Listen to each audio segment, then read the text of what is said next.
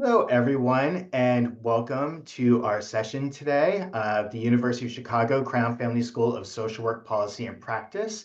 Session today we're covering is building a successful application and going through the application process. My name is Ron Martin, he, him, his, and I am the Director of Admissions. Joining me today is also Alea McKessie, Assistant Director of Admissions, as well as a couple of our student ambassadors, Kate Perkins and Annie Gross. So all three of them will be in the chat answering questions. And they'll be able to share a little bit about the application process as well. So we have a lot to cover, so let's get started.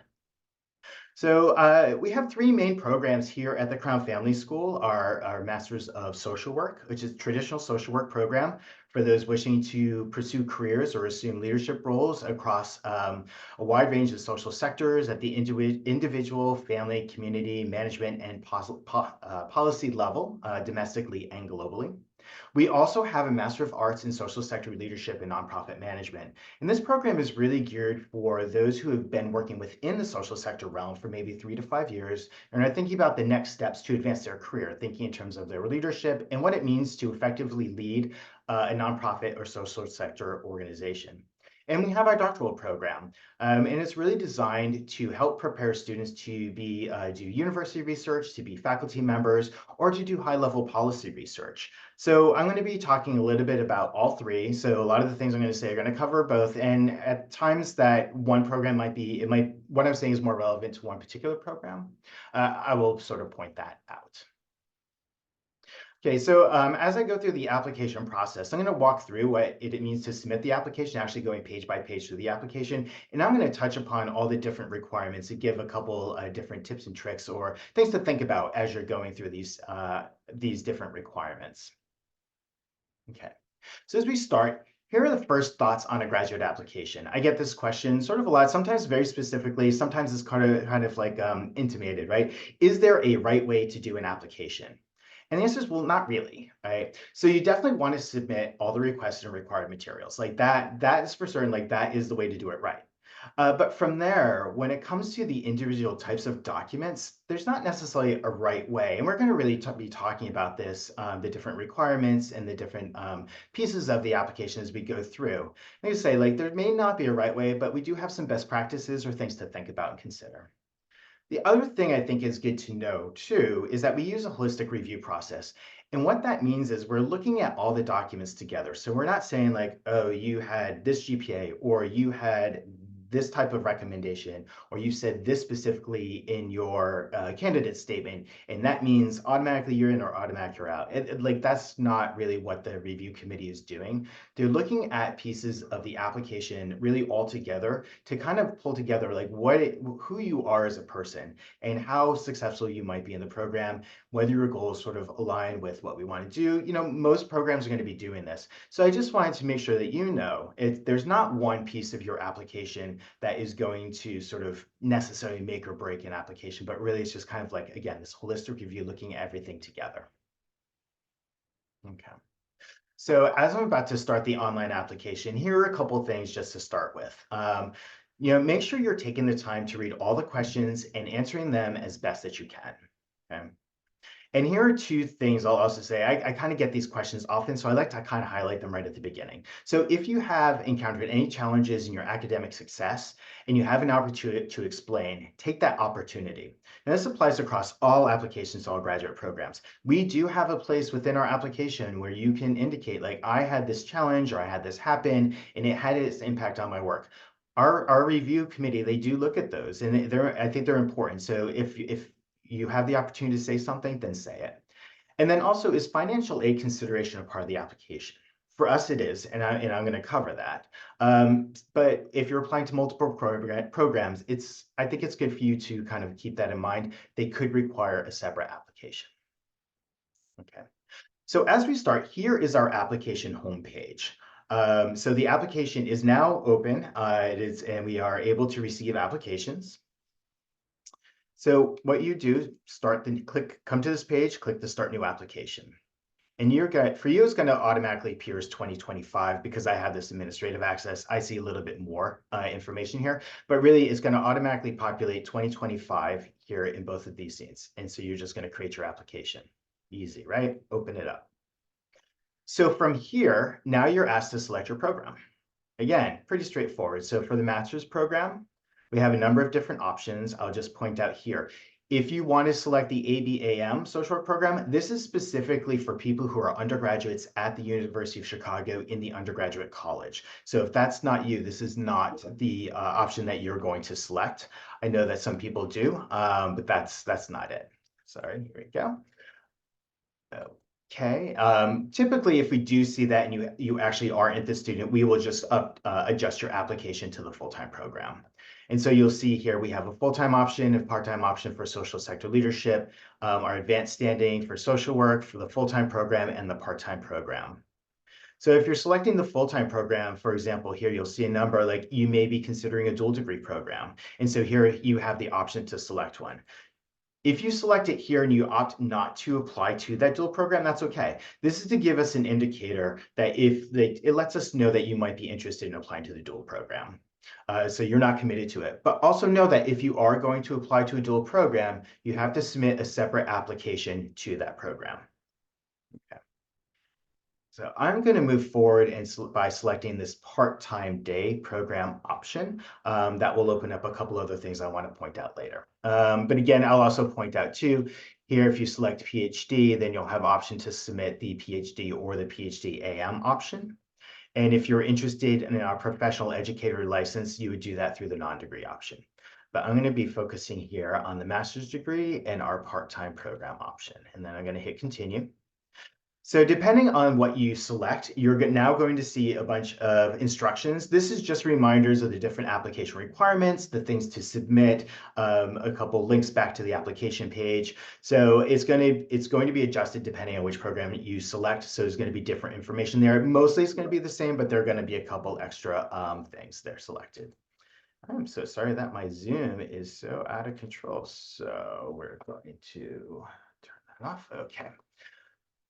And here we go. Okay, so after you do that, I'm going to hit continue. And here we have the candidate information. It's all pretty straightforward. So you're going to include your name, information, your email address. You can add your phone numbers. You can add your addresses.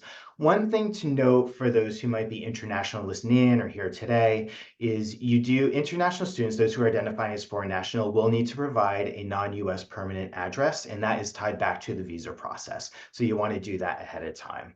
Also note, so if you are indicating a US address or citizenship, I should say, you'll have the option to select a couple sort of race-based identity questions. Those are standard. If you are selecting an international citizenship, you will not see those. All of these are all optional questions. You are not required to ask them. We keep them, we actually don't see them during the application review process any longer. They're just kept for later sort of numbers and give us a sense of demographic data. So I'm going to move on here. And then, okay. Also, okay, so first gen, we love knowing this question. If you are first gen, please go ahead and let us know. That's really helpful to let us know who our population is as students are coming into the program. If you have received federal Pell Grant, that's great. English has been a primary language of communication schooling since childhood. This is a really important question, and why is that? At the University of Chicago, all students are asked to indicate their English proficiency. So it's not tied to citizenship. It's based on, has English been your primary language of communication and schooling since childhood? So if that's a yes, so whether you're in the US or if you are a citizen of another nation and you have grown up, say maybe in one of the British colonial system, right? You can answer yes to that, and that will have an impact on it. You won't be required to include an English proficiency test score if the answer to that question is yes. You also have the opportunity to include different languages, and that's great to know as well. Okay. So after you've submitted that question, okay, so now we come to the application question. And there are a couple of different questions here. Have you previously applied to Chicago? If you have, we're kind of interested to know to which program you did. But if not, we have the conditional questions. That will disappear. Have you ever been enrolled at the University of Chicago? Again, we're kind of curious. Have you been here before? I mean, we'll know that because of the transcript, but it's also helpful to have that information here. Okay. And again, will you be graduating from UChicago's undergraduate college? So particularly helpful for those who might be applying to the ABAM program. Okay. Okay, let's see if there's anything else. Okay, so again, all these questions, and again, it goes back to the thing I was saying at the very beginning. Answer the questions as best you can. So if you don't have anything to say in these questions, you can leave them blank, and that's totally okay. When we get to the end, I'll show you, you'll know which questions you're required to ask, but most of the questions here are really optional. Under this other information, this is really fun information for me, things that we kind of go back to. How did you hear about the program first? You know, if you remember, was it through Facebook? Was it through GRE? It actually helps us know, like, what are the best ways for us to reach out to potential applicants or prospective applicants? Where are people at? And where can we find people as we're thinking about, you know, letting people know about our program? So that information really helps us. Again, it's not really tied to an admissions decision, but it's data collection information that's helpful. Again, if you want to provide any additional information, if you've been working with anyone here, like, we're happy to know, like, who have you talked with here at the University of Chicago? Who impacted? A lot of times people would talk about, you know, an instructor at another institution they had who is a Crown alumna or alumni, right? And they're happy to share that. And so that's good for information for us to have. And again, we have the different affiliated programs. So if you've been connected to any of these programs, we love to know that. Okay, let's move on. Okay, education. So here is where, and we have a bunch of text. I'm not going to go into all of this text. I'm going to point out maybe one or two things here. But this is where you can upload all the different institutions that you attended. Okay, and I do have a couple of things to say here. Okay, so different programs ask for different materials in different ways. So that's something to keep in mind. So we ask for copies of all unofficial transcripts, and we like to receive transcripts from all the institutions that you attended. Now, some institutions may only ask for a degree transcript. Some institutions may ask for official transcripts. For us, we are happy to receive unofficial transcripts for review. So what that means is you can upload a copy of your transcript. It doesn't have to be a transcript that is received directly from an institution. So if you have a copy of that transcript, you can upload it. Okay. And one of the things I'd like to just kind of point out about it, and it's this point here that's in highlight, which you'll see when you come to this page separately. Transcripts should be accompanied by the institutional grading and credit system information, which is most commonly found on the reverse side of the paper transcripts. So that helps us understand what the grading system is for a particular institution. Now, most institutions in the US are kind of on the same 4.0 GPA type of grading system, but that's not necessarily true across the board. So having that is really, really helpful. Sometimes students might, or an applicant might upload a grade report, and you can do that, but really we prefer to have a copy of the transcript from an institution. Okay. And a couple other things. So keep deadlines in mind when you're requesting transcripts. I know today, like, it's a little different. Like, not so many people are mailing transcripts, but if you're not uploading your own transcripts, or you're requesting them to come to you so you can copy them and upload them, just keep those transcript the deadlines in mind. Okay. And here's a question I get from time to time. Should you submit an early application before fall term grades are posted if you're on the semester system, or should you wait? And I think that's really a personal decision for you. If you are comfortable with your grades so far, you know, if you're coming right out of college, or would be coming right out of college, you have 3 years done and you're in your fourth year or your final year, you're in that first term, should you wait? If you think that those grades are going to be really helpful and maybe could make a difference for you, then maybe you want to think about applying for our second deadline in January. But if you're really comfortable with your grades and where you are now, and you do want an earlier decision, then I would say go ahead and submit. But again, it's really a decision that's up to you to make. Okay. So again, here we have the opportunity, as I mentioned earlier. Are there any circumstances surrounding a failing grade, or anything regarding your academics in your undergraduate or previous institution? And so you can include stuff there. Okay. Another question, I'm just going to point this out too. If you find it helpful, so you're uploading your transcripts, but if you find it also helpful to include a list of courses that you've taken that are relevant towards social work that you kind of want to highlight to make sure that they're not missed, you have an opportunity here to add that information about the course. Not everyone does that. It's totally optional, but it's something that can make, a particular class kind of stand out in the process. Okay. So I'm going to talk about this financial data page. Now, this is going to appear for all our master's applicants. For our doctoral applicants, you actually won't see this page, and that's because the doctoral program is funded. But for our master's students, in which we do have a number of like partial scholarships, you will see this financial data. The one question that's probably the most important that you want to remember, I think it might be even a required question, is this first question right here. Do you wish to be considered for merit-based scholarships and fellowships offered by the University of Chicago? If you do, it's yes. Sometimes people will say no, and maybe you don't want to be. But if you do say no, we're going to hold you to that, and we're not going to consider you for a scholarship award. So if you do want to be considered for any scholarships, then you definitely want to answer this in the affirmative. Okay. And then from here, we have a number of questions that just kind of help us think about, what is the financial background of our applicant pool? So will you be applying for a SIG award? If you have a SIG award, if you've done like AmeriCorps, and you will, you have the opportunity to tell us how much is going to be applied towards tuition, and then upload the SIG award amount. If you're going to be using any awards from Veteran Affairs as a military affiliated educational benefit, if you're applying to any grants. And so it's okay to leave these questions blank as well. So I get that a lot. Like, how do I answer this? What if I don't have anything? It's okay. You're not obligated to answer any of these.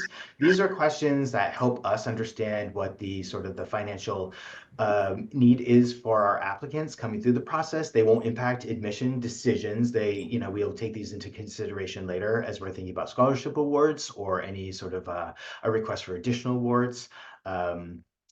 Here's another question. We've recently redone this one, but we're kind of curious, like, what is the educational debt of our applicant pool? I mean, it's really helpful for us to know later as we're thinking about, like, even more broadly, as we're doing sort of research and data, what is the need of our applicant pool? What are the needs of our students? So having this information can be really helpful, but again, you're not obligated to share that if you are not comfortable doing so. If you have any sources of funding.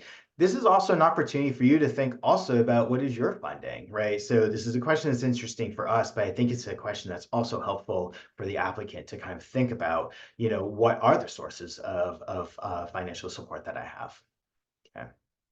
And then we have information about FAFSA, so you can connect to the free application for federal student aid. Our understanding is the FAFSA is going to be open on December 1st, 2025. So we definitely recommend submitting, if you're going to apply, submitting the FAFSA, and if you're eligible to, as soon as possible, once the application is open. And the benefit of that is if you do receive a decision for admission, we'll be able to sort of connect your application, your admission to the FAFSA, because that goes directly to graduate financial aid. We don't actually see the FAFSA, we don't receive it in admissions, but systematically or within the system, we'll be able to connect everything. And so that will provide an easier process for students to receive their federal financial aid award a little bit quicker. So if you waited until you're admitted, it would just delay the process. So we just recommend submitting that FAFSA as soon as possible. And then you just be asked to certify that the information is true. This is a kind of a university request. So you just be asked to continue to include your signature there. Now, one other thing here, for those who are applying to our part-time program, we do ask you to sort of consider, have you talked to your employer? Like, do you know sort of like what is going to be needed for you if you're going to be doing a part-time program? What we do in part of the context of that I can share as well is that for most of our part-time students, they're doing the part-time because they are working full-time. So if you are working full-time and you will be going to the part-time program, particularly social work, like, have you had that conversation? Will you be able to take out time out of work to be able to do your field placement hours? So those are some things to consider. So that's why we have included this here. Okay, come here for a second. Okay, I'm not going to go to that. I'm going to be coming up to this here. Okay. So work experience.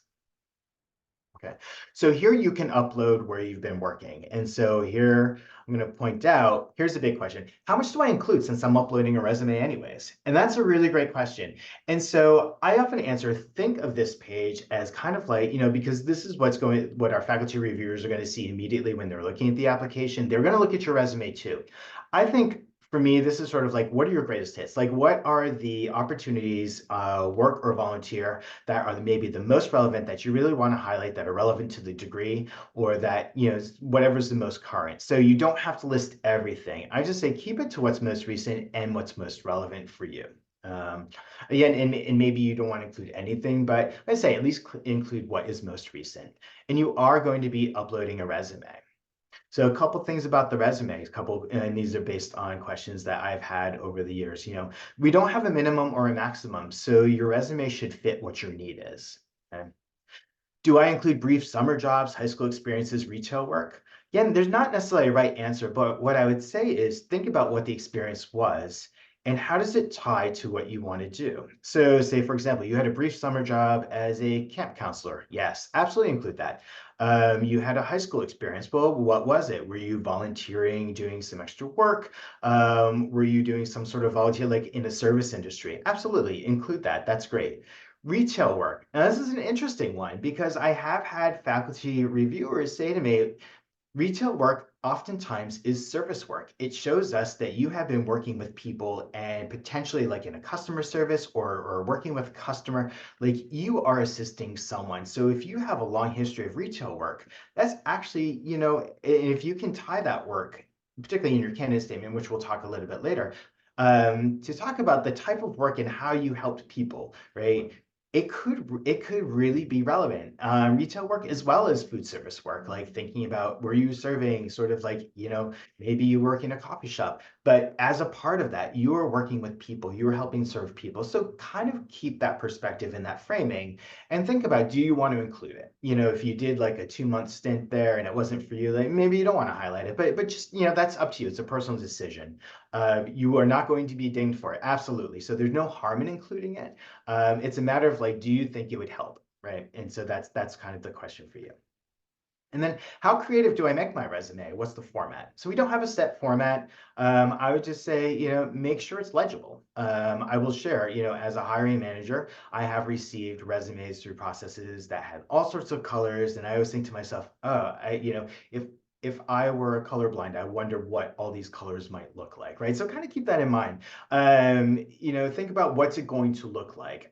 For the most part, it's going to be fine. You get a standard black and white resume is great. Whether you put your education first or your work experience first, it's kind of up to you. So again, the resume is sort of up to you to build and create. It's a representation of how you want it to be. Some people like to include like a little paragraph. Here are my goals. Here are my strengths. Those are great too. So whatever it is that you want to share with us, but there's no set format. There's no minimum, no maximum. Okay, and then another question I sometimes receive is resume or CV. So resume basically, for the most part, it's really covering what your work experience is. A CV is going to be a little more academic based. For those applying to the master's program, really, I would say focus on a resume. If you're applying to the doctoral program, you may use a CV depending on your experience. So if you've been teaching classes and now you're looking to formalize it with a doctoral program with that PhD, you may be looking to submit more of a CV. Okay. So I covered this page. Here's where you can indicate. You can also indicate if you've been working full time for a couple years, whether you're a career changer or someone who's been working within the field. Here's an opportunity for you to tell us, how long have you been working? What is the industry? And then what role were you playing? It can be anything. What I'll also share is, we have a lot of applicants who are coming from a wide variety or a whole range of academic backgrounds and professional backgrounds. So we are not admitting social workers or people who have social service experience or academic background preparedness into our social work program. We do receive applications from people from all the different humanities, all the different social sciences, from business programs, from journalism, communication, arts, fine arts, performing arts. So it's a really wide range, and there are a lot of people who have making a decision to change their career because of an experience or opportunity. And on this page, this is just where you will upload your resume. Okay, so before I get to the candidate statement, I am going to just say a brief thing about our writing sample. Okay. So this is for the doctoral program only, although I will share that for some of you applying to master's, there could be other master's programs that you are applying to that will require a writing sample. So this information could apply to you as well. And I'll also share before I say more, we will be hosting a webinar specifically for the doctoral program on October 30th, and you can find the link to that to register online on our website, on our admissions events page. So what's the point of the writing sample? Well, here it is to evaluate the strength of the applicant's writing quality, their conceptual analytical thinking skills, empirical skills, the other qualities that are relevant to doctoral training, or maybe master's in the case if you are applying to a master's program that requires one. So a couple things, if there's a page limit, if one is given, follow it. I know for our faculty, they'll say, we ask for 25 pages, you hit 25 pages, unless it's only one or two more pages, they're probably going to stop reading after that, right? So you may consider just including a segment. So if you're going to be including something that you wrote for a class that is like 40 pages and you want to include maybe, it also doesn't have to be 25 pages. It could be 20, right? 25 is just the maximum. If you wanted to include a segment that's just 20 pages of a document, consider including a cover sheet to explain the context of the sample you're submitting. So if it's a segment of something that is larger, if you want to include, did you write this for a class? Did you write this to be published? That can be really super helpful for the committee to know what the context is. So when they read it, they'll understand who the audience was, they'll understand what you're sort of going for. You know, maybe you don't need to do that, but I think it can be really helpful. And I think we'll talk about this during that doctoral webinar as well. And then the last thing I'll just say here, if you are submitting a paper, if you co-authored a paper, you should really be presented as the first author. And part of the reason is that if you are submitting a writing sample that has multiple authors, it can be very sort of challenging for the committee to understand what did you write versus what did the other people write. So it's best to submit something that you wrote separately, independently on your own, because it really highlights you and what your writing is, as opposed to what might be someone else's writing. So just keep that in mind as you're submitting a writing sample. Okay. So speaking of writing, let's talk a little bit about the candidate statement. Okay. Someone gave me this advice a long time ago. I've repeated it over many, many years. That the candidate statement is probably the first thing that you start and the last thing that you finish. And part of this is, write down, no matter how good or how terrible, how great, how awesome it is, just start writing, because there's a good chance that as you start writing your candidate statement, why do I want to be in this program? Why do I want to be a social worker? Or why do I want to work in the social assessor realm? Why do I want to do research? You're probably going to be thinking of things over time as you start writing that you can add, that you can edit. So really take your time. This is your opportunity, the thing that you control the most in the entire application process, to best represent you and express yourself in your own words. So do yourself the benefit of taking the time to write this. Okay. Also, respond directly to all the statement prompts. Over the years, we definitely have received candidate statements from students who just decided to tell us what they wanted to say and just did not really answer the questions, right? And that's important because we're asking the questions specifically for a reason. Why do you want to pursue this program at the Crown Family School? What is it that we do here that you want to be a part of? And how do you connect to the values of the profession? Right? So definitely answer the statement, the statement prompts that we've given. Okay. A couple other things, draw connections between your past academic and professional experiences and your future career goals. What is it? So you can say a lot of different things, but how are you connecting it to what social work is? How are you connecting it to what our program is, right? And another thing, something that faculty reviewers, when I worked at a previous institution, also shared with me a long time ago, and I sometimes share, what is your growth over time? So how have your experiences impacted the way that you're thinking about the work that you want to do? I used to think this way about this type of population or about this policy or this situation, right? That's impacting lots of people. And then I took this class or I had this volunteer experience in it and I learned this from it. And now I'm thinking that, right? So that can be really helpful to express that growth over time.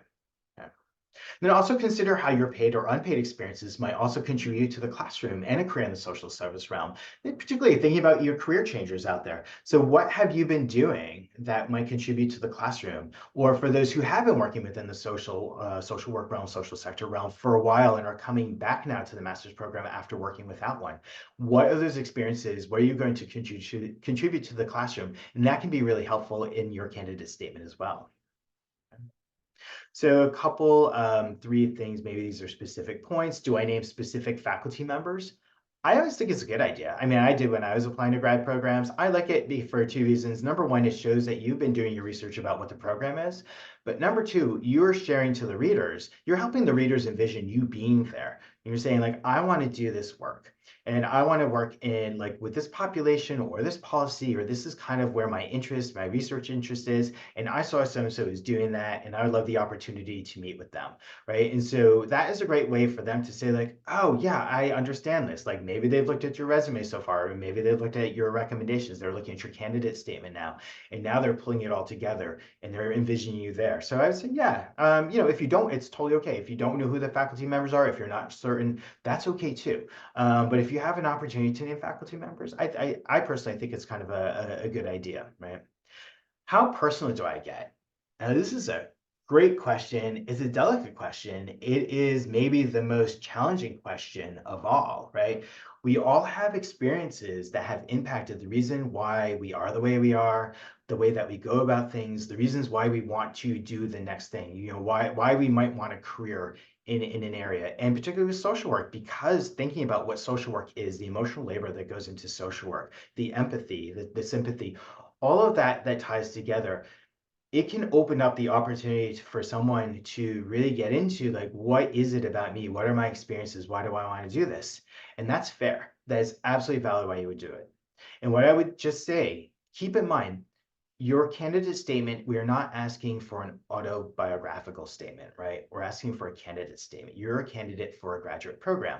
So as you're thinking about what you're sharing about your experiences, your life, the things that have impacted you, have led you to this, remember, you're connecting these to being in a graduate program. You're connecting these things to your professional preparedness and the research that you would be doing to receive this degree and the work you might be doing beyond, right? So I don't know how well this answers the question. It can be really vague. For some people, you kind of know when you said a little too much. For some people, you're like, oh, I think this is just right. But I think if you're keeping of the framing, I am applying to a graduate program, and this experience helps me think about how I'm going to be in this program and the work I'm going to do later. Tie your experience to your goals, and I think that you'll do very well with the candidate statement. Okay. And then the last piece is the essay is about both content and comprehension. So make sure that you're reading and rereading your statement for content and flow. Maybe helps, have someone else read it. I know that can be super embarrassing, and sometimes people don't like to do it. I hated having anyone else read what I would do. I would just give it to the professor, or give it to the instructor, be done with it, no one else.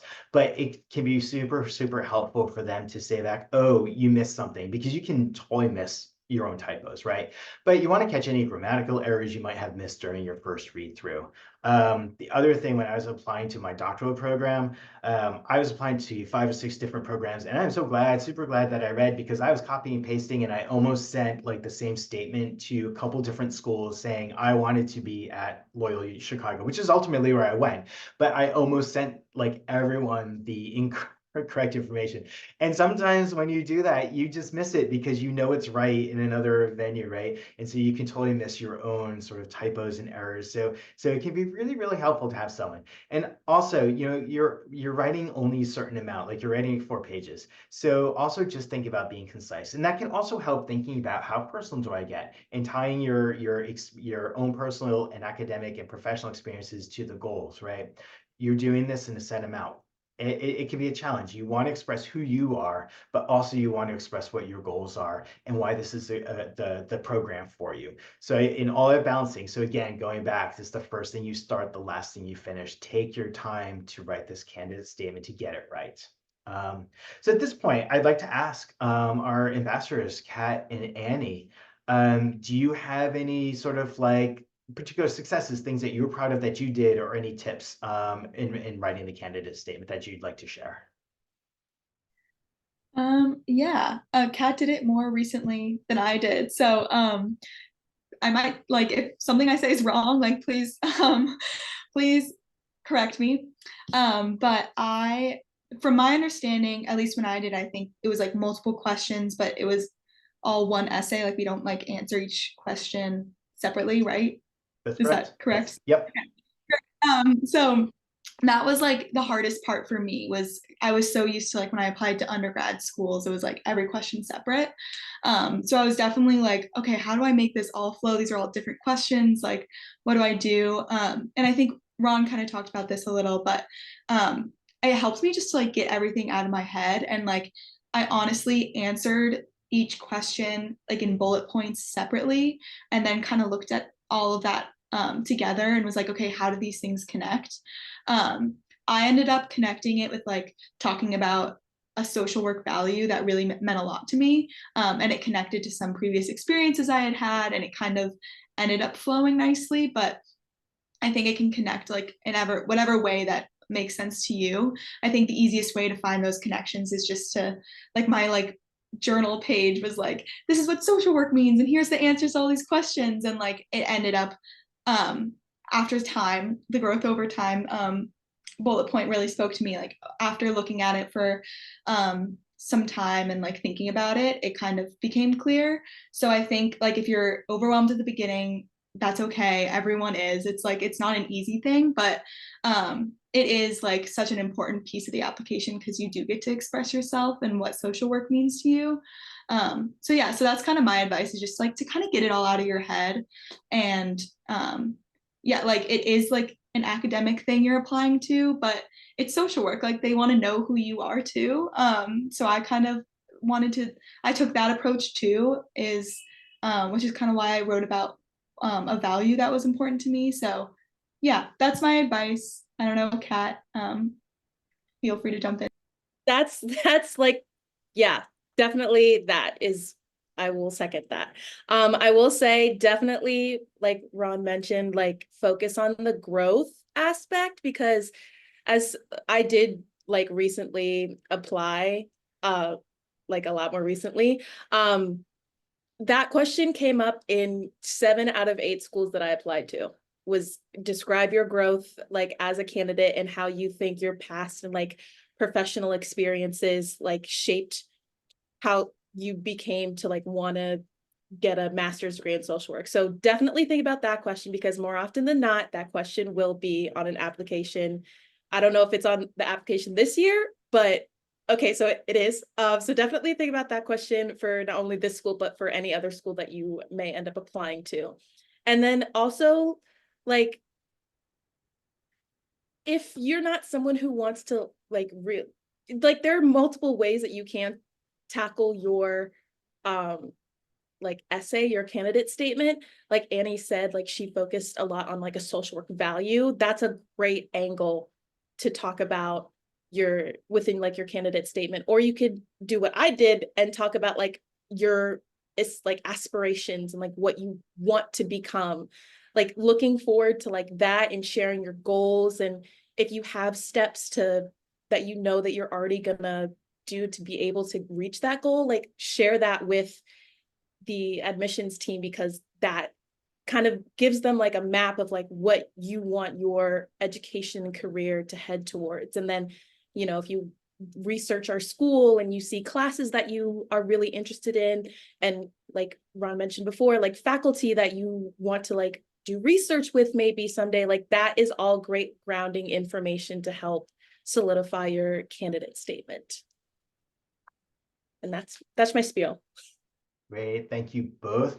One of the things I'll also share is what is your candidate statement not? Your candidate statement is not a recitation of what is on your resume. So you're not just writing, I did this, and then I did that, and then I did the other, right? You can do that, but what I would say is better is, again, we want to know who you are. So what did you learn from the experience? And you don't have to write everything. You can just pick 2 or 3 things. That's going to be fine. We're going to have your whole resume, but and what you indicated in your work experience. But what you're doing is you're building a narrative form. You're connecting the dots. You're making us as the reviewers and the readers of this statement understand what your experience was and how it ties to the program and how it ties to your goals. So keep that in mind as you're going through that process. Okay, so that was the candidate statement and then the recommenders. And this is the other part that we're going to spend some more time talking about. Now, there is a whole list of information here about the policies and guidelines that are the university based. The one thing I want you to know that I want to demonstrate here is there are 3 checkboxes confirming that you understand, that you have read and you understand what all this text is. When you click off on all 3, that is when magically it will appear the recommender. So now you can add your recommender information. Okay, now I'm going to say a little bit more about this here. Okay, choosing your recommenders. All right, this is a big part of it. And again, so the candidate statement was the first thing, but the choosing your recommenders, that's the second part of where you have some control. Now you can't control what they're going to write and you can't control what they're going to say, but you are selecting people. So ideally you're wanting to select people who know you well and would be able to evaluate your potential for success at the graduate level and or in the social service realm. Right? So think about who you're asking. Okay. Think about recommenders who can speak to your academic performance, research work, or professional experiences. And those can be college instructors, faculty, they could be staff, they could be employers or supervisors, or maybe a staff member from a volunteer experience. So for example, some people when they're undergraduates, they may work in like a research mentor program. So these are not, so it could be a staff member who's helping. So you could be working with a faculty member, but you could also be working directly with a staff member who's helping with the research. So those are the types of people who you might ask to be recommenders. What you may want to avoid are, sometimes we'll see like character reference recommendations, and those are great. Like they let us know who you are. They could be from like, sometimes people have submitted recommendations that have come from family members. Sometimes they've submitted recommendations that have come from like a religious leader, like a priest or a rabbi, right? And those are great for character references, but can they speak to your academic ability and your success at the graduate level or your volunteer, your experiences within the social service realm? So if not, then you may want to rethink using them, right? It can be tricky because for some people, like those who have been out of school for a while, you're thinking about like, who do I ask? So when we say a recent graduate, we're thinking in terms of about 5 years. So we say, if you're a recent graduate from an undergraduate program, so we're saying about within the past 5 years, then it's good to have an academic, two academic references. And maybe then if you're in social work, someone from the field supervision, or if you've been working volunteer, it's certainly professional. If you are beyond that and you've been working for a while, like I know when I applied to my doctoral program, I had no connections really to my undergraduate years, and I had a couple connections with some of my master's faculty, but I didn't have strong connections, right? So I kind of struggled a little bit trying to find the correct, recommenders. I mean, fortunately, I selected correctly because I was admitted, right? So that was part of it. But that's just something to think about. Look for people who are thinking about who can speak to your experience. And if it's ultimately, if you've been out of school for a while and you really don't have that academic reference, then working with professional experience, that could be it. But then also, as you're thinking about that, obviously you're not going to, if you've never worked with like a director or CEO of a company that you've worked at, you're not going to go to them. You're going to go to like an immediate supervisor. You could be looking at a colleague. You could be looking at someone who you've worked on a project with, someone who can understand like how you operate, how you can collaborate, and just how you can think critically about a project. Those can be really helpful people as well. Okay. So recommenders do not need to be social work faculty. I think that's important. I've gotten that question over the years. You had a great experience with a faculty member in biology or chemistry or English. You did a research project. You did something that's really relevant to like you were able to think critically. You did really well in the class. You had a connection with them. That's great. They can absolutely be recommenders. So you don't have to use social work faculty or even, social work adjacent, right? It can be the whole scope of faculty members, right? Because they're really speaking about your academic work and your capacity for graduate level work. And the discipline in this case doesn't necessarily matter, right? They're talking about you more broadly. Okay. So one of the things with the application, which I mentioned, is, you can add the recommender, and here you're going to add all their information, including their email address. Now, what I would say is, I think it's pretty important. Contact them before you give their name in the application. Well, number one, before you give it, to make sure they can provide you with a letter, right? So you want to secure that first. But also, when you write their information in and you include the email address and you click save, it is going to automatically send them an email saying you have requested from them a letter of recommendation to this program, right? So if you do not want our notification email to be their first notification that you've asked for a letter, contact them first before you do it. Okay, so I'll just give that advice. Also, ask early. So think about the application deadlines, because what you don't also want to do is necessarily come up, say, like, I want to apply for January 15th. So on January 2nd, after New Year's, I'm going to ask them, so like, I need this letter right away. Maybe they're going to be around, maybe they're going to be available, but just keep in mind, people can have different levels of being busy or have the capacity to just write off a letter for you, right? So keep that in mind when you're requesting letters. Ask early and give them the time to be able to do you the service of writing a really good letter. And to that, if it's been a while, it can also help when you're making that request. Remind them who you are. If it's a faculty member, when did you take their class? What class was it? What grade did you receive? Did you write a particular paper that you received an A in that you were really proud of and you connected over that? You might even include a resume.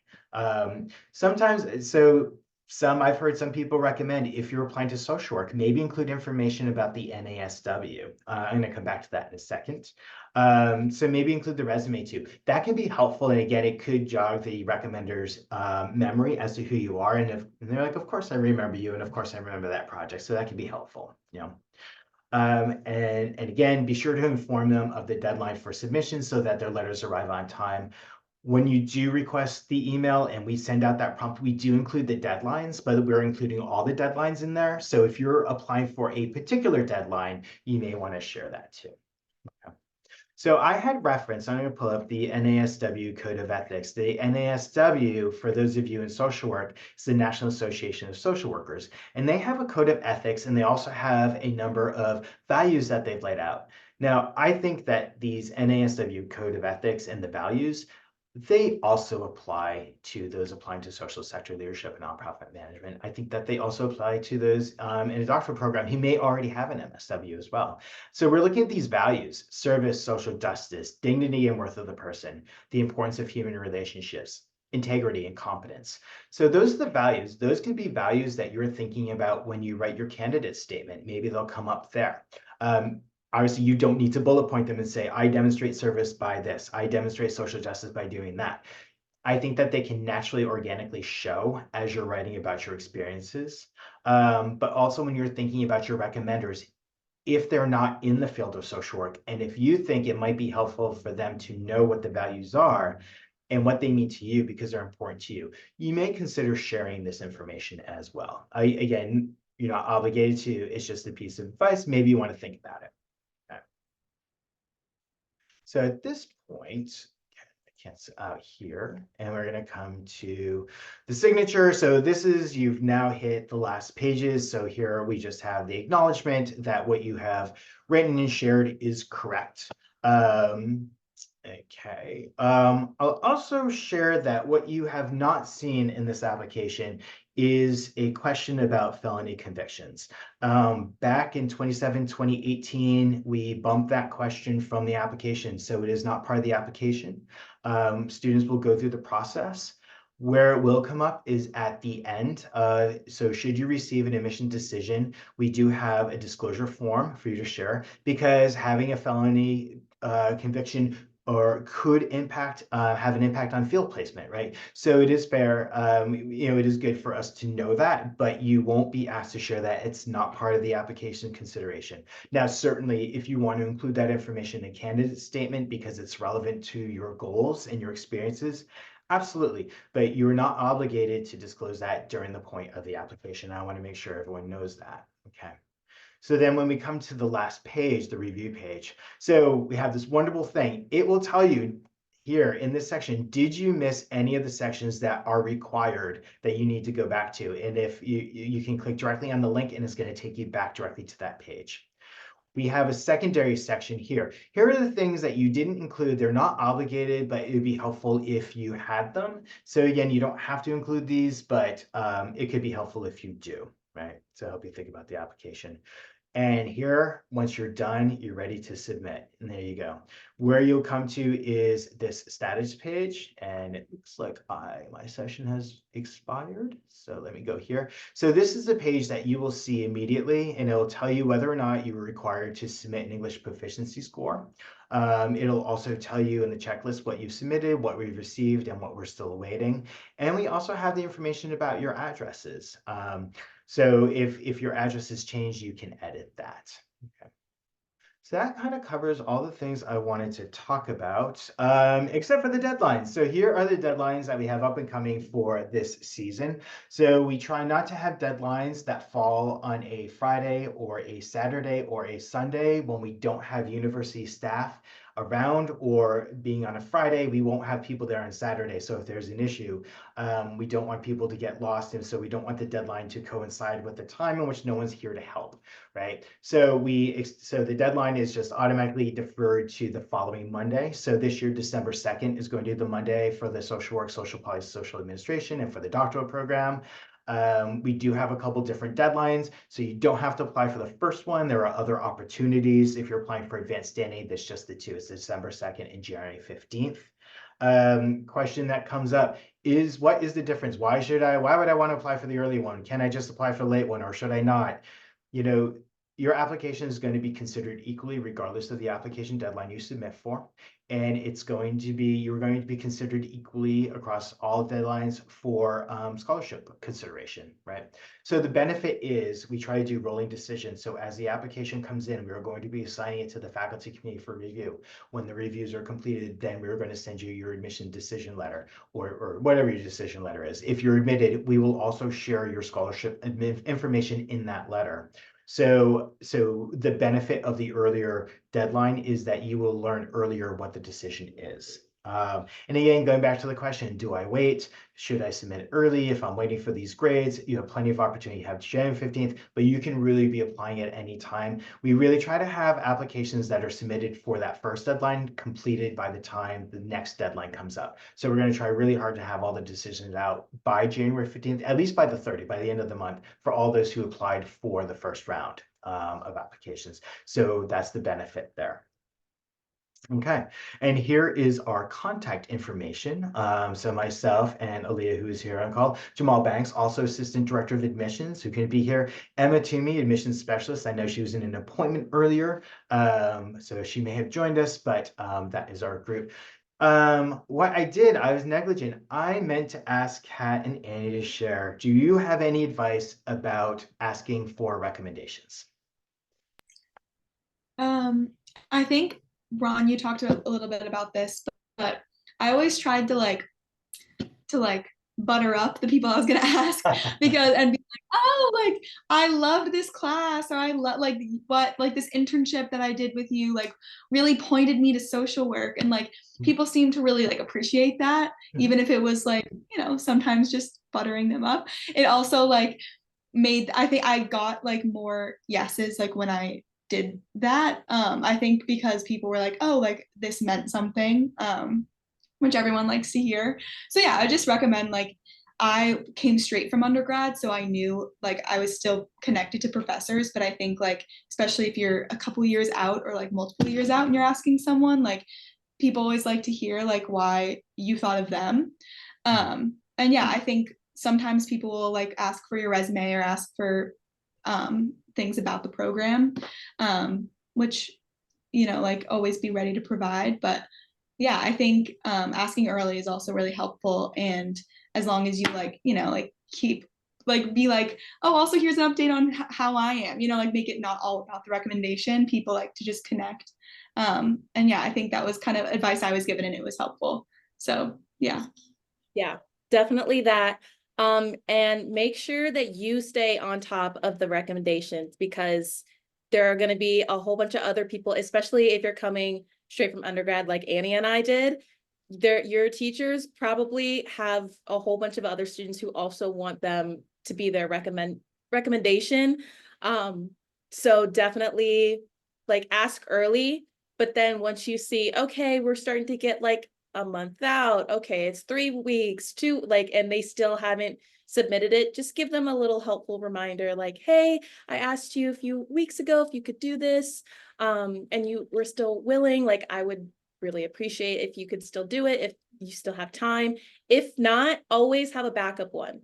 Like depending on what the recommended number is for the letters of recommendation, always have one in the back of your mind, and like, you can ask them and they would definitely do it just in case, because your recommenders have lives too, and we don't know how busy they are. So just in case something like catastrophic happens like that, make sure that you always have like a backup one that you can ask too.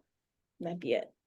Yeah, thanks for sharing that. I will say, at the end of the cycle, when we had a number of applications that remaining unreviewed because they were incomplete, 100% of them were missing at least one letter of recommendation, right? So that's something to think about. Now, maybe some of this, at some point, maybe they received admission in another place, their plans changed, they decide not to pursue the program. I mean, we do send reminders, and students have access to their portal to see what's missing. So yeah, thank you, Kat. Like, stay on top of your own letters and maybe have a couple other people in mind.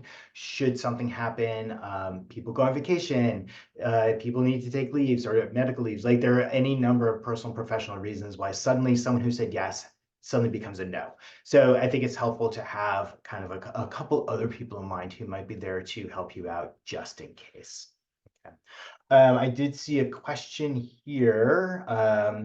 Are the recommenders going to get specific prompts to answer in the letter, or should they write a letter based on how they know the applicant and its relevance? So they are not going to receive specific questions, but they will be asked to discuss. Like, can you please talk about their academic ability, their preparedness to be in a graduate program, their experience in a social sector realm. So they're going to be given some like general things, but they're not going to be asked, tell us a timeline, right? So it's not a prompt like that, but it's just kind of general areas that will be asked them to speak to. And again, they're going to, they may not be able to say all the things. It's just like, to the best of their ability, can they see these things?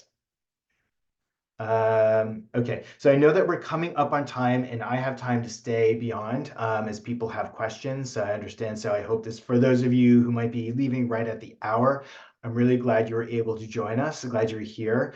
Love to hear how we did. Honestly, this is the first time I'm doing it in this way, walking through page by page while sharing slides. If this was effective and really helpful, I would love to know that. If it was a really bad idea and we should not do it again, I would love to know that too. So thank you. Sam, I see you have a question. You raised hand. Yeah, thank you so much. And this is super helpful. I really appreciated it. Just a question about some of the recommenders. So one of my someone I've asked to recommend for me recently like retired from her role at my agency where she was my supervisor. So she doesn't have like an official work email address anymore. And so I'm kind of wondering how best to navigate that, if I should try to find a different recommender, or what the process is for verifying stuff like that. Yeah, no, that's a super great question. It's really good. Thank you. For those who are faculty, typically, particularly in the US specifically, you're going to have an EDU like email address, and that's the one that should be used. But if you are receiving a recommendation from someone who's working in the field, a lot of times organizations don't necessarily have like I mean, most do, a lot do, but not necessarily, and particularly if they're no longer affiliated and they have a Gmail. So that's fine. I mean, that the person just should be able to acknowledge themselves. And again, so obviously they won't be writing on any sort of like official organizational letterhead if this is in the past. But if they're working in a current organization, maybe they want to use that. So you could potentially use, if they have a work address they're affiliated somewhere else potentially. But if not, and it has to be like a Gmail or whatever people are using, I was going to say Yahoo, but I don't know if that people still use Yahoo. But whatever it is, we understand that can happen. So thank you. Yeah, thank you for that. Yeah. Is that Hirin? Yes, hello. Hi. Thank you for the presentation. I have a question about the language requirement. Yeah. And perhaps the website is smart enough to tell me at the end. But English is not my native language, but I've spoken it for 15 plus years. Would I Okay. still be required to prove my language proficiency? Yeah, on our website, we do have all the parameters. It's a university requirement. So actually, as a representative of the Crown Family School, I actually don't really have any sort of a like leeway there with talking about like it, but or waiving it automatically. But there are parameters. It's if you grew up or have is the language of instruction or home since childhood. That's an option for waiver, or if you have a degree from an institution, there's a list of places. So if you have, if so, say if you are not from the US, but you have a US degree, or from Canada or the UK, and you completed your education there, then that also qualifies for a waiver. So you can go on the site, and it's in our admissions requirements, what the waiver policy is, what the parameters are. But also when you're going through the application, when you get to the end, it's going to tell you whether or not you're eligible for that waiver. Perfect. Thank you. Remy. Hi, thank you so much. This was really helpful, especially with Okay. like credit statement stuff. I just have a question about some post high school transcripts that I have. Yeah. Gap year abroad to do some sustainable service work. And Mhm. while I was there, I did I don't even know, I think it just went under electives. My university ended up not even accepting the credits. I was just wondering if you would still like those transcripts. Do you have a copy of a transcript that you can share, or or a certificate of completion? Like, do you have anything? So if you include it, would you have anything to sort of back it up? I definitely could go back and find the transcript Yeah. of them yet. I just know that some of the programs I'm looking at, they're like, we want everything post high school. And I just need to go source them. They're from like a small community Yeah. college in Seattle. I was just wondering if those would be required by this program as well. Yeah, we like to have them. So, if yeah, because a lot of times like those types of like that those courses are listed on a degree transcript. You said they're not, sometimes they are, sometimes it's just listed as transfer credit without it. If it's like 2 or 3 classes, like we're never going to ask you. We're only ultimately going to ask you to submit officially the degree transcript. So if an undergraduate bachelor's degree transcript, or the master's transcript if you're applying to doctoral program, if you have a master's, right? So we're never going to ask you to submit the official transcripts of anything else you've included. But if you have them available, then I say, yeah, include them, and then you can upload it. And since you might be sharing it already for other institutions, I say go ahead and include it, because it's not going to hurt you. I would say, like, if you have nothing, if you took a class and you had no certificate of completion, there were no grades, I would say don't include that, Okay. because there's no documentation to submit later. I mean, it would just be sort of a conversation back and forth, like an email exchange. Like, I don't have anything, I can't submit this, and it's non-degree, okay. But generally, if you have something that you can support it, then I say, yeah, go ahead and include it. Okay, and then I can also ask this later on if it'll take up too much time. But I was also wondering how I would put it into my GPA if no credits were accepted. Um, or should I just kind of add the transcript and call it Yeah, good? I would just say just use whatever the GPA for that institution is, and yeah, I wouldn't worry about that. Okay, Yeah. awesome. Thank you so much. I really appreciate it. Yeah, thanks for the question. Maya? Hi, yeah, thank you for that talk. I had like 2 questions. Okay. The first one's kind of brief. I was wondering if I can include classes I'm still in the process of taking as ones that I feel are relevant to social work in the application. Yes. Okay, awesome. And then the other one is I was wondering if like my answer for how I will get financial support to pay tuition Mhm. will affect like whether I'm admitted or how much aid I will It- receive at all. No, it will not. So the faculty reviewers don't even see that page. Really, that is sort of it's a page that I see administratively that helps me know who has asked for aid, and it helps me understand sort of like what the financial background is of our applicant pool generally. But because typically the first round of awards that are granted are based kind of on the review score, the competitiveness of the application. So it's a merit-based award. But there's the opportunity to ask for additional need-based funds later. But in the upfront, the information you include on that page is not going to impact your admission decision. Okay, that sounds great. Thank you. Okay. Hi, Ian. Hi. Thank you so much. So regarding letters of recommendation, I have graduated in 2022, so it will be 3 years come fall 25. So I'd still be considered a recent grad, but I feel that connections I've made within the workforce since graduating are stronger for me in terms of like letters of rec than people I knew from college. I did a lot of online school during the pandemic, so I wasn't able to build as many of those relationships. Would it be at all like disconcerting if I had 3 letters of rec, none of which were from my undergrad? Yeah, not necessarily. Certainly I think having at least one academic reference, I think is helpful just to assess like your academic experience.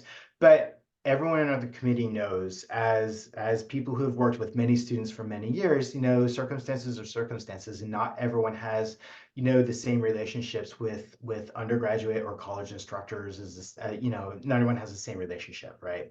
So if you're best served by having those 3 professional references, then that's what you have, and that's what you should go. And again, thinking holistically, you're also including, your resume, your experiences, your candidate statement. So if your 3 references are able to talk about, research or working in the field, and they are sort of complementing what you're saying yourself, and and you're demonstrating in your writing your candidate statement that you can write, right? Then that can really work holistically. So if you're unable to get at least one academic reference, totally understand like circumstances are circumstances, and that's the reality of an applicant situation. But it's not just concerning, I would say. It's just really thinking about who you are asking. So if if you have no academic references and your 3 professional references turn out to, for someone they turn out to be really poor, that can be a little, that can say something, right? But it really depends also on how they fit into the rest of the documents. Appreciate it. Thank you. Yeah, Sam, another question. Yeah, this is kind of more logistical, but there is a high chance that I might need to defer just due to some family situations. Sure. So if I were to receive financial aid, what is the process for deferring financial aid? And I know it probably differs from source to source, but maybe for funding within the school, Yeah. is that easily deferred, or is that something that has to be reapplied for? Yeah, no. So when students defer, we will defer their admission as well as the financial aid award that we offered, right? So students do not need to reapply for admission or to be considered for financial aid, their merit award, if they defer and move forward. We keep Okay, that in thank you place. so much. Yeah, Cheyenne. Hello. I just wanted to say thank you for this. And I also Oh, really appreciate going through the application page by oh, page. good. So to give a little bit of feedback on that, I feel like that is a really good way to go about teaching more about the application. Great, thank you. And my only question is, I know we discussed answering questions like quote unquote directly in the candidate statement. But I wanted to know, is it okay if we kind of embed answers like anecdotally? Or for lack of a better word, a way to like phrase that question. Does that make sense? Yeah, I think so. Yeah. So, some of our faculty like having the questions separated out. Other faculty, they appreciate an integrated approach, right? So, write the candidate statement in the way in the form I think that best serves you and what you can say authentically about yourself. And if you can easily write 2 separate questions, and embedding sort of the experiences into each, then you can definitely do that. And if you're kind of preferring to write something a little more integrated, but kind of has its own segments, like you can do that as well. I think what's important for the faculty ultimately is like maybe not necessarily the structure, but really what's the content, what are the goals? And so all of that. So thinking about the framing is like, what is my content rather than what's my sort of like structured presentation of it. I think, you'll be well served that way. So again, speak authentically about your experiences, your goals, and about why you want to be in our program. And I think that's going to serve you well. Thank you very much. Yeah. Were there any questions from the chat? I see it's been sort of scrolling up, so I don't know if there's anything in there that I might address.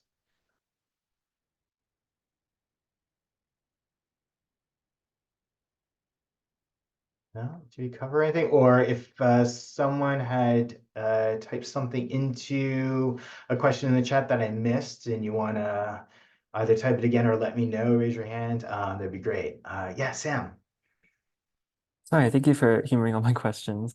You can tell me if this is inappropriate for this setting, but I'm actually curious for the student ambassadors, and I can definitely connect with you all later as well.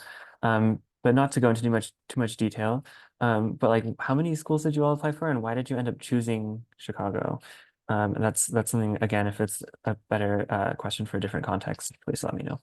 No, I think it's appropriate for now. I don't mind sharing. So I applied to 8 schools, as I said, and that question about the growth was in 7 out of my 8 applications.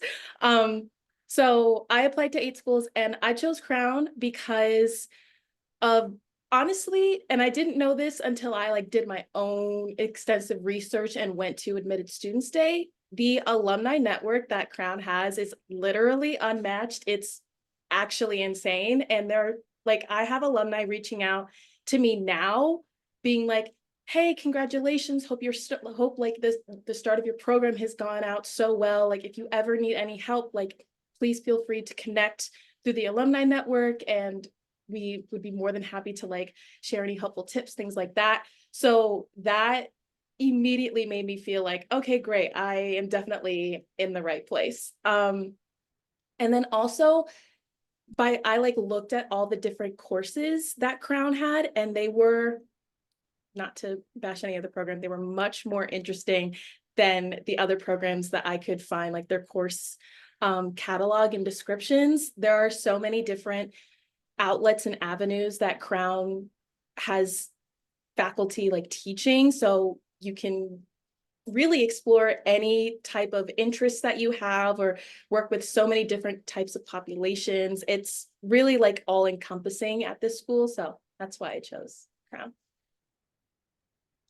Yeah, I wouldn't recommend the route I did. I only applied to Crown, which I wouldn't recommend doing because it was stressful. But I also like, I did a lot of that research that Kat was talking about, which 100% agree with everything Kat said. I did a lot of that before, and I kind of had the mindset of like, I don't want to go to any other school. So I'm only going to apply to that one, and I didn't have a backup option. So as like the application process is very stressful for me, but I did that to myself. So again, wouldn't recommend, but I would recommend Crown. Obviously, it's been an amazing experience. And I think like a lot of those things that Kat was saying, and also like I talked to a lot of people, like admissions people and student ambassadors before I applied and while I was applying. And I think what kind of solidified that like I was only going to apply to Crown was everyone was so supportive. And I felt like everyone really wanted me to like accomplish my goals at Crown.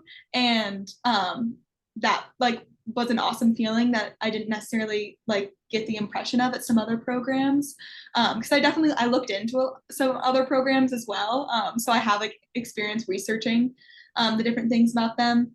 So yeah, that was kind of how mine was. But yeah. Yeah, thank you both so much for that. Thanks, Kat and Amy. So to say, so it's about 1:15, so we've gone a little over, but that's fine. I'm going to pause the recording now. So it's just kind of a farewell. Thank you to everyone who attended. Thank you to Elias, Emma's here, Kat and Annie for participating. I am going to stay on a little bit longer. So if anyone has any other questions they'd like to ask, happy to do that. But our application is open now, receiving applications. So you can go ahead and move forward. And if you have any questions about the application process, going back, questions or, about any of the particular requirements, you could definitely reach out to us at any point at our admissions email address. So again, thank you everyone for attending.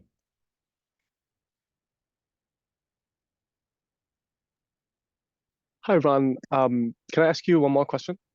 You sure can. This is kind of been thinking about like the way to phrase it. It's kind of odd, but